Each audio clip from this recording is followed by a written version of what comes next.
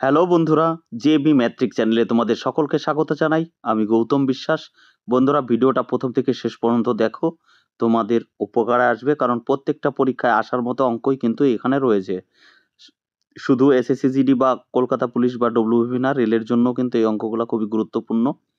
তাই বলবো, রিকোয়েস্ট করব প্রথম থেকে শেষ পর্যন্ত ভিডিওটা দেখার জন্য। চলো, আজকের প্রথম অঙ্ক যেটা বলেছে সেটা কি বলেছে আগে বোঝার চেষ্টা করো। বলেছে 16, তার পাওয়ার আছে 18। 16-র পাওয়ার রয়েছে ভাই 18। এতকে বলছে 125। 125-এর মাথায় আছে কত? 23। আচ্ছা, এটা ব্র্যাকেট আটকে দিই, ভালো হবে সুবিধার্থে। বলছে এদের গুণফল, এদের যদি গুণ করো তাহলে কতগুলি শূন্য থাকবে, মানে শূন্য আসবে, এদের মধ্যে কতগুলি শূন্য আসবে। এই দেখো, ওখানে একটু লেখায় মিস্টেক করে ফেলেছিলাম। এই যে লিখে দিয়েছে কতগুলি শূন্য আসবে। ঠিক আছে, এই যে দেখো শূন্য আসবে। চলো, তো তোমাকে আগে প্রথমে বুঝতে হবে অঙ্কটা, যে শূন্য ভাই কোথার থেকে আসবে। শূন্য আসবে, সবসময় মনে রাখবে, শূন্য আসবে পাঁচের সঙ্গে অবশ্যই তোমাকে গুণ করতে হবে জোড় সংখ্যা। 5-এর সঙ্গে গুণ করতে হবে জোড় সংখ্যা, তবেই শূন্য আসবে।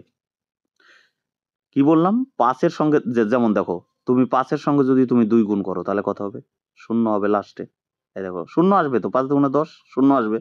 5-এর সঙ্গে যদি তুমি 4 গুণ করো তাহলে কত হবে? 4 5 20, তাও শূন্য আসবে। 5-এর সঙ্গে যদি তুমি 6 গুণ করো তাহলে কত হবে? 5 6 30, শূন্য আসবে। কিন্তু তুমি যদি 5-এর সঙ্গে বিজোড় সংখ্যা গুণ করো, 1 5 1 কে কত? 5।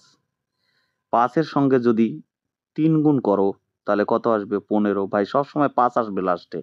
বিজোড় সংখ্যা গুণ করলে সবসময় 5ই আসবে, জোড় সংখ্যা গুণ করলে সবসময় শূন্য আসবে। তাহলে এখন তুমি প্রশ্ন করতে পারো, স্যার সবসময় কি 5-এর থেকে আর জোড়া সংখ্যা থেকেই কি শূন্য আসবে? কি বলেন? 10-এর থেকে আসবে না? 10কে তো আমি 2 দিয়ে গুণ করলেও শূন্য আসে, 3 দিয়ে গুণ করলেও শূন্য আসবে। এরকম বলতে পারো 4 দিয়ে গুণ করলেও তো শূন্য আসবে। হ্যাঁ ভাই আসবে। 10 মানে কি? আরে 10 মানে তো এর ভিতরেও 5 আছে ভাই। 10 মানে কি? এর ভিতরেও তো 5 আছে। আছে না? আছে তো। 10 তুমি বলো 20, এই 20 মধ্যে কি 5 নেই? অবশ্যই 5 আছে। তাহলে মূল বিষয়টা কি? মূল বিষয়টা হলো, শূন্য আনতে গেলে তোমাকে কি লাগবে বলো তো? শূন্য আনতে গেলে 5 লাগবে আর জোড় সংখ্যা লাগবে। ক্লিয়ার? বোঝাতে পারলাম? আচ্ছা, এই অঙ্কটা করার আগে আরো জিনিস এটা বুঝে নাও। ধরো তোমাকে বললাম যে 2 এর মাথায় 3 গণিত 5 এর মাথায় 4। বললাম কি এটাকে গুণ করলে কতগুলি শূন্য আসবে। তাহলে দেখো, আমি এখানে 2 এর মাথায় 3 মানে কি? 2 এর মাথায় 3 মানে 2 গণিত 2 গণিত 2। এই যে কিউব মানে তো 3টে 2। আর 5 এর মাথায় 4 মানে কি? 5 গণিত 5 গণিত 5 গণিত 5। এই তো। তো ঘটনা হলো, বিষয়বস্তুটা কি? মূল বিষয়বস্তুটা হলো এইটাই, যে এই কটা থেকে শূন্য আসবে। 5 আরো বেশি হলে তো আমি কি করব? আরো 5 হলেই কি? তো তার সঙ্গে তো আর কিছু নেই, যে জোড় সংখ্যা আছে, গুণ করলে হবে। তাই না? তার মানে অ্যান্সার কত হবে? অ্যান্সার হবে সবচেয়ে কমটা, অর্থাৎ মাথায় কত আছে? 3। তার মানে 3টে শূন্য হবে। এই যে দেখো, এইটাই যদি আবার উল্টো হতো, কিরকম? তোমাকে যদি বলতাম এটাই যদি উল্টো হতো, তোমার মনে প্রশ্ন জাগতেই পারে, সব প্রশ্নের উত্তর সমাধান করি। ধরো আছে 2 এর মাথায় 27, গণিত আছে 5 এর মাথায় 23। ভাই 5 আর 2 গুণ করলে তো অবশ্যই 10 আসবে। আমি বলছি 5 এর সঙ্গে জোড় সংখ্যা, তখন কি দেখবে? পাওয়ার দেখবে। পাওয়ার যেটা কম সেটাই অ্যান্সার হবে, অর্থাৎ 23টা শূন্য আসবে। তাহলে তাই যদি হয়, দেখো, তাই যদি হয়, এই 16কে তুমি আগে এই 18-র কথা ভেবো না। ধরো 18টা নেই, 18টা নেই। তুমি আগে 16কে বলো তো কি লেখা যায়? তুমি বলবে ভাই দাদা 16কে এরকম লেখা যায়, 2 এর পাওয়ার 4 লেখা যায়। 2 এর পাওয়ার 4 হলেই তো দাদা 16 হয়ে যায়। অবশ্যই 2 এর পাওয়ার 4 হলে তো 16ই হয়। 2 এর পাওয়ার 4 মানে কত? 16। তাহলে এটা তো তুমি 16র কাজ করলে ভাই, তার উপরে আছে কত? 18। তাহলে এখানে 18 দিয়ে গুণ করলে কত হবে? ভাই অ্যান্সার হবে 2 এর পাওয়ার 72। না কি বলছো? 2 এর পাওয়ার 72 গণিত। এইখানে 125কে তুমি 23টাকে আপাতত অফ রাখো, তার মানে তো 5-এর মাথায় কত? 5-এর মাথায় কত? কিউব না? 5-এর মাথায় কিউব মানেই তো 125, না কি বলছো? 5-এর মাথায় কিউব মানেই তো 125। তাহলে এইখানে আমি কি লিখতে পারি যে 5-এর মাথায় কিউব, 5-এর মাথায় কিউব মানে 125 হলো। ভাই তার পাওয়ার আছে 23, তাহলে 23 দিয়ে যদি তুমি এটাকে গুণ করো তাহলে কত হবে বলো তো? 3 × 9 আর 3 × 2 = 6। তার মানে মোট কথা হলো 2-এর মাথায় 72 হলো, আর 5-এর মাথায় হলো কত? 69। তা আমি তো ভাই এখানে বলেছিলাম যেটা পাওয়ার 5 আর 2 গুণ করলে তো অবশ্যই 10 আসে। এবার পাওয়ার যেটা ছোট সেটা অ্যান্সার হবে। তাহলে কত হবে? 69টা হবে। অ্যান্সার 69টা শূন্য হবে। ক্লিয়ার? বোঝাতে পেরেছি আশা করি। অঙ্কটা বড় হোক আমি তোমাকে বোঝানোর জন্য, নাহলে তো এটা তো নিমেষে তুড়ি মেরে উড়িয়ে দেওয়া যেত, তাই না? তুমি যদি না বুঝতে পারো তাহলে কি করে অঙ্ক হবে, তাই না? তোমাকে বোঝানোর জন্যই অনেকটা টাইম নিয়ে ফেললাম। যাই হোক, আশা করি ভুল হবে না এরকম অঙ্ক থাকলে। চলো নেক্সট অঙ্কে যাই। বলছে পিতা মাতা ও পুত্রের বর্তমান বয়সের অনুপাত হলো 6:5:1। কত? 6:5:1। এটা কিন্তু এবার পিএসসির ক্লার্কশিপ পরীক্ষায় এসেছিল এই অঙ্কটা। ঠিক আছে? এটা সেকেন্ড দিনের লাস্ট হাফ, অর্থাৎ দ্বিতীয় দিনের লাস্ট হাফের অঙ্ক। এটা পিতার বয়স ভাই, এটা মাতার বয়স, এটা হলো পুত্রের বয়স। এবার বলছে যখন এটা কিন্তু বর্তমান বয়স ভাই, এটা কিন্তু বর্তমান বয়স, সবগুলাই বর্তমান বয়স। তো এখানে বলছে যখন পুত্রের বয়স, মানে এই যে পুত্রের বয়স পিতার বয়সের সমান হবে। আচ্ছা, পুত্রের তো বর্তমান বয়স তো 1, তাই বলছে পুত্রের বয়স মানে এই যে 1টা যখন পিতার বর্তমান বয়সের সমান হবে। ভাই কত বছর পরে সমান হবে এটা কত বছর পরে সমান হবে বলো? এই পুত্রের বয়সটা পিতার বয়সের সমান কত বছর পরে হবে? তুমি বলবা দাদা 5 বছর পরেই হবে। 5 বছর পরেই তো কত হবে? 6 হয়ে যাবে 5 বছর পরে। তাহলে তাহলে পিতা কি তখন কি আর 6 থাকবে? তাহলে তো ওরও 5 বছর বাড়বে, মানে বাবারও তো 5 বছর বাড়বে, ছেলের যেমন 5 বছর বাড়বে। হ্যাঁ, 5 বছর বাড়লেই তো পিতার সঙ্গে সমান হয়ে যাচ্ছে বর্তমান বয়সের। তো ছেলের যদি 5 বছর বাড়ে, এরও 5 বছর বাড়বে, মায়েরও 5 বছর বাড়বে, কারো বয়স তো থেমে থাকবে না, বাড়বে, তাই না? তাহলে দেখো 3 জনারই, ঠিক আছে, 3 জনারই কত বাড়বে? 5 করে বাড়বে। এরও 5 বাড়বে, এরও 5 বাড়বে, এরও 5 বাড়বে। ঠিক কিনা? কখন? এই যে যখন পুত্রের বয়স পিতার বয়সের সমান হবে। কত বছর পরে? 5 বছর পরে। তাহলে 5 বছর করে 3 জনের কত? 15 বছর। তাহলে 15 বছর। ঠিক কিনা? তাহলে এইখানে বলেছে তাদের বয়সের সমষ্টি কত? 135 হবে। হ্যাঁ, বয়সের সমষ্টি কত হবে? 135 হবে। কখন? কখন হবে সেটা? সেটা তো 5 বছর পরে। 5 বছর পরে হওয়া মানে তো 15 বছর পরে। তাহলে 15 বছর পরে তাদের বয়সের সমষ্টি কত দেওয়া আছে? 135। এই দেখো 135 দেওয়া আছে। আর আমার হিসাবে এটা কত বছর পরে? 15 বছর পরে। ওর 5, ওর 5, ওর 5।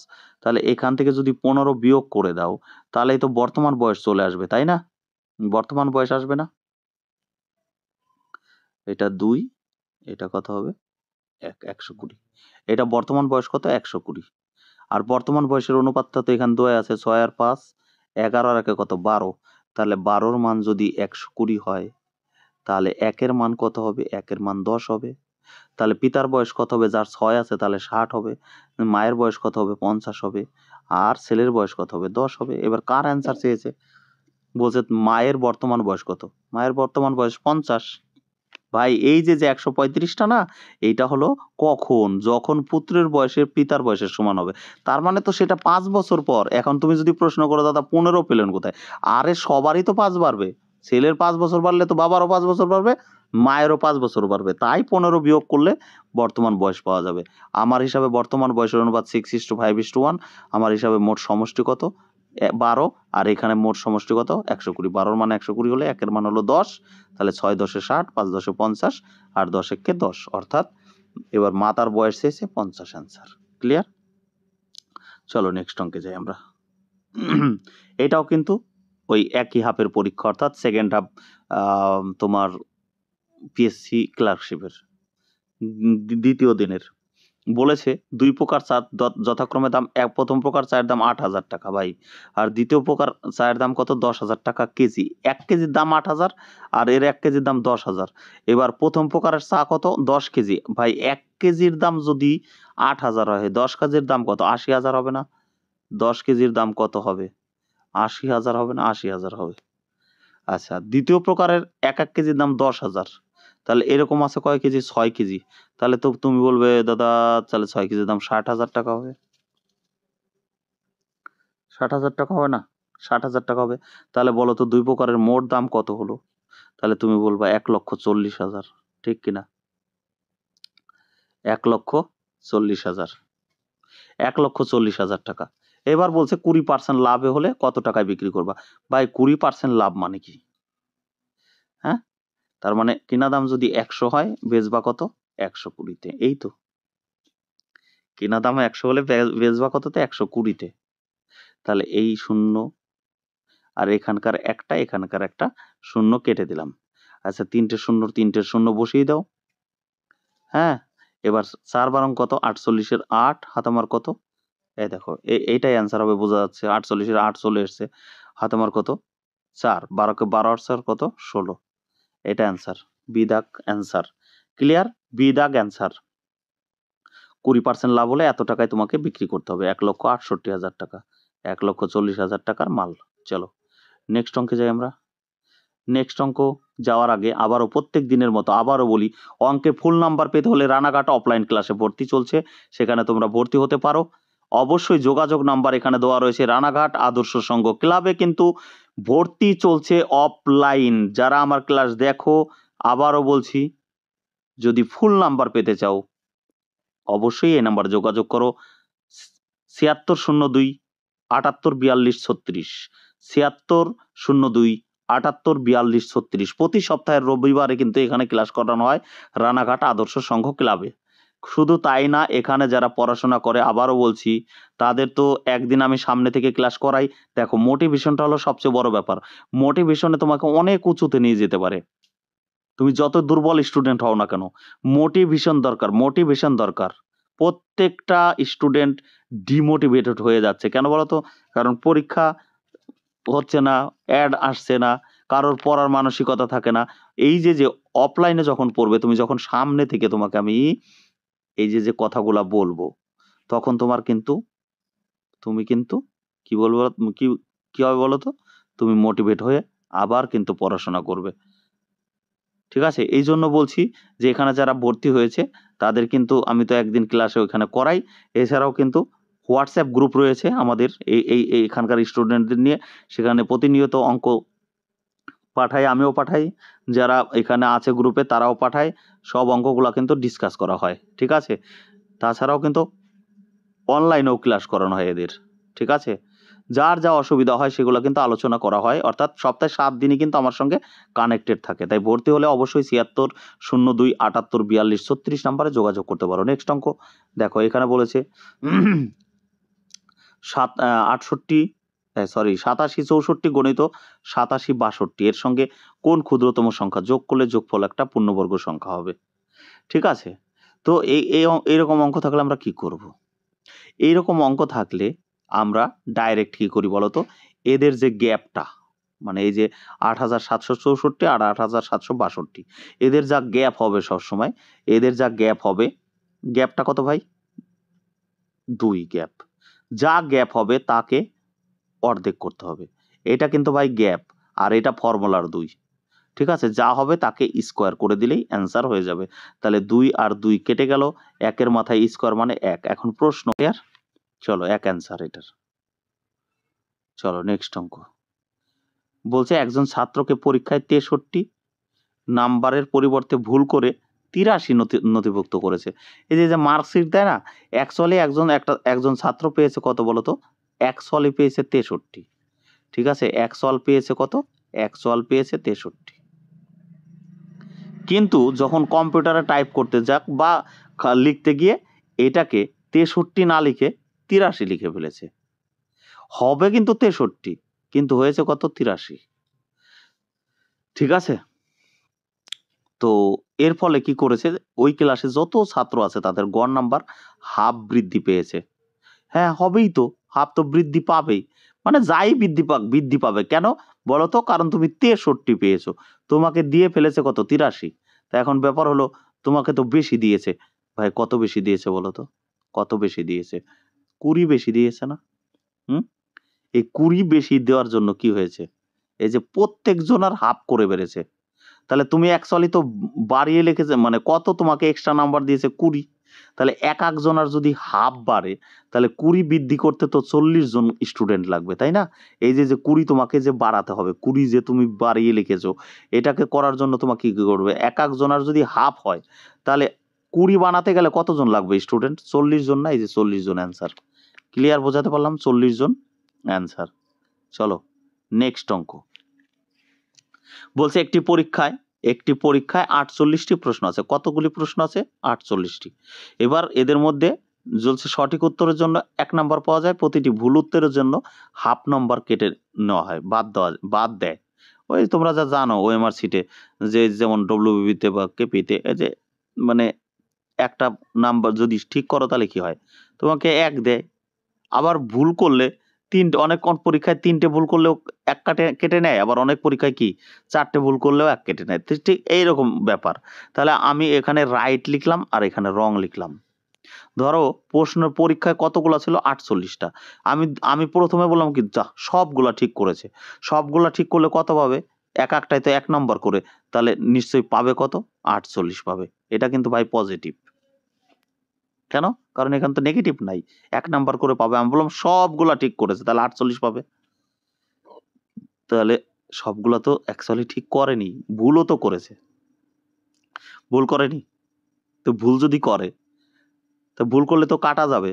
তাহলে এরা রাগ হবে না যে ওকে দিলা সব ভুল, তাহলে আমরা তো ভুলও তো করেছি। তাহলে আমি এবার বললাম কি, সবগুলাই তুমি ভুল করেছো। কি বললাম? সবগুলাই ভুল করেছো।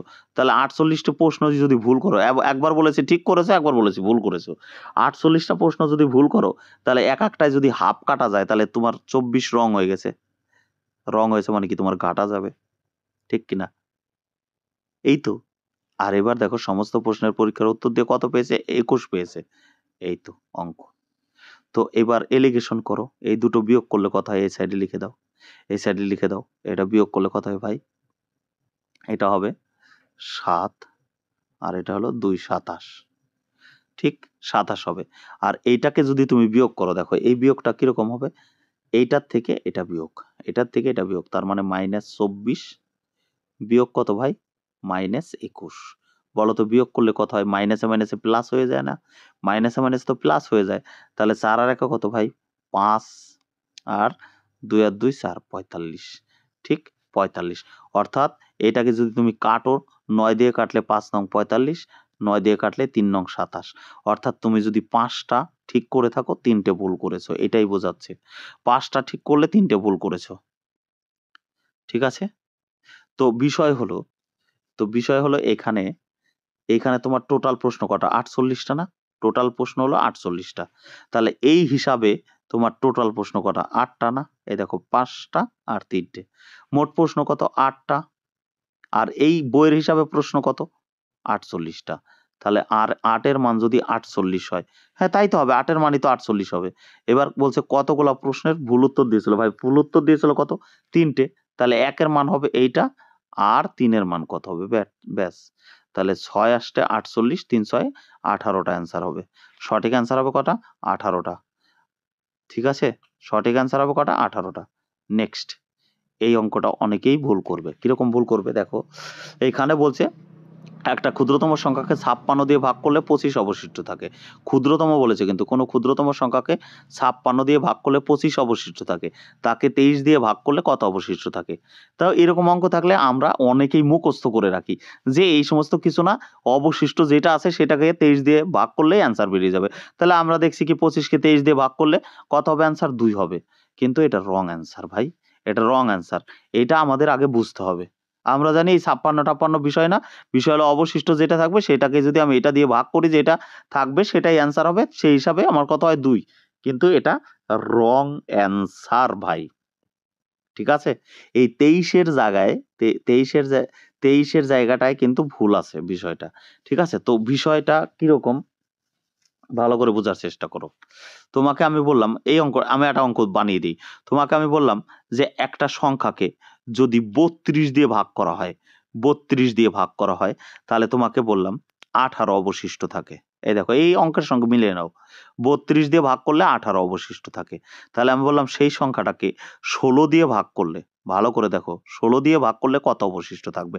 তাহলে তুমি যদি বলো যে এই 18কে তুমি 16 দিয়ে ভাগ করলে, দেখো 16 এককে 16, রইল বাকি কত? 2। তাহলে এইটা কিন্তু ঠিক আছে। তাহলে এইটা ঠিক আছে, ওইটা ঠিক নাই কেন? এইটা ঠিক আছে, ওইটা ঠিক নাই কেন? এবার বোঝাই। এটা ঠিক আছে, ওইটা ঠিক নাই কেন? তাহলে এই ক্ষেত্রে কেন? এই ক্ষেত্রে কেন? দেখো এখানে ছিল কত? 32, এখানে ছিল 18, এখানে ছিল কত? 16।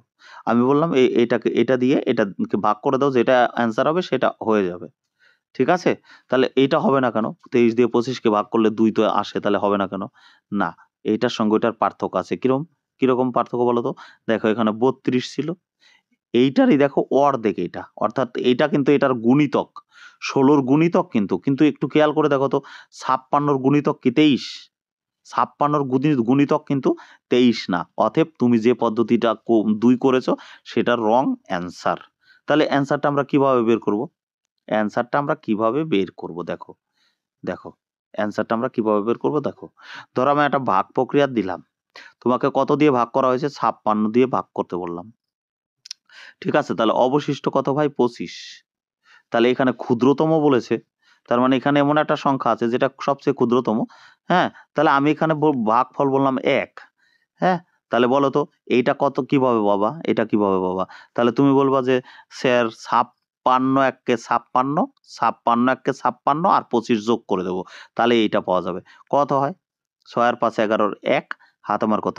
1, 5 আর 2 7 আর একে কত? 8, 81। অর্থাৎ সেই ক্ষুদ্রতম সংখ্যাটা কত? 81। তাহলে এবার 23 দিয়ে ভাগ করে দাও। 81 কে 23 দিয়ে ভাগ করে দাও। 81 কে কত দিয়ে ভাগ করে দাও? 23 দিয়ে ভাগ করে দাও। তাহলে কত হবে? তোমার যদি 3 দিয়ে দাও, 3 দিয়ে দাও, তাহলে 3 ত্রিকে 9, 3 দুগুণে কত? 6। তাহলে এখানে 9 আছে কত? তাহলে 11 হবে 2 হলে। হাতে আমার কত? 1, 6 আর একে 7, 7 আছে তাহলে 8 হবে 12। তার মানে এটার সঠিক অ্যান্সার কিন্তু 12। যারা 2 করবে তারা কিন্তু রং করবে। আবারও বলি, হ্যাঁ এটা 2 হতো যদি এইটার গুণিতক এইটা হতো। তাহলে কিন্তু তুমি এখানে ভাগ করলে সেটা কিন্তু হয়ে যেত। তাহলে এই অঙ্ক কিভাবে করবে? এই অঙ্ক কিচ্ছু না। এই যখন দেখবা এটার গুণিতক এইটা না, অর্থাৎ এইটা আর এটার গুণিতক না, তখন ডাইরেক্ট এইটা এই যে ভাগশেষ আর এই সংখ্যাটা যোগ করে যা হবে সেটাকে এটা দিয়ে ভাগ করে দেবা, তাহলে অঙ্কের অ্যান্সার মিলে যাবে। আর যদি গুণিতক হয় তাহলে অবশিষ্টকে ভাগ করলেই অ্যান্সার হবে। তাহলে তোমাদের একটা অঙ্ক দিই, চলো। তোমাদের একটা অঙ্ক দিই, এটা কিন্তু তোমরা অবশ্যই কমেন্ট বক্সে জানাবে। একই অঙ্ক রইলো, আমি এখানে বললাম 2টো অঙ্ক দেবো। 1 নম্বর অঙ্ক ওই লেখাই থাকলো। হ্যাঁ, তোমাকে বললাম একটা সংখ্যাকে 42 দিয়ে ভাগ করলে 24 অবশিষ্ট থাকে। ঠিক আছে? সেই সংখ্যাকে 26 দিয়ে ভাগ করলে কত অবশিষ্ট থাকবে? এই 1 নম্বর। ঠিক আছে? আর 2 নম্বরের অঙ্ক তোমাকে বললাম একটা সংখ্যাকে 84 দিয়ে ভাগ করলে